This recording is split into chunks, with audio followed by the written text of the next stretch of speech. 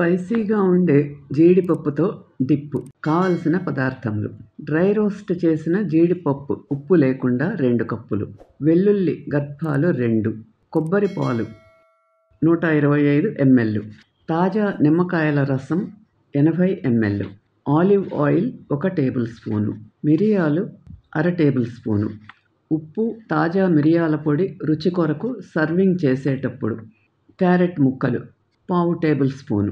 తయారీ విధానము: జీడిపప్పు ఒక రాత్రి అంతా నానబెట్టి ఉదయమే వాటిని డ్రైన్ చేసి మిక్సీ జార్లో జీడిపప్పు, వెల్లుల్లి, నువ్వులు, కొబ్బరి పాలు, నిమ్మరసము, ఆలివ్ ఆయిల్, మిరియాలు వేసి మూతపెట్టి సుమారు 2 నిమిషములు మిక్సీ చేసి దించి ఉప్పు, మిరియాల పొడి వేసి బౌల్లోకి తీయండి. దానిలో క్యారెట్ స్టిక్స్ వేసి సర్వ్ చేయండి. వేసవి కాలంలో ఈ డిప్పు చాలా బాగుంటుంది. ఈ వీడియో మీకు నచ్చితే లైక్ చేసి, షేర్ చేసి, సబ్స్క్రైబ్ చేయండి.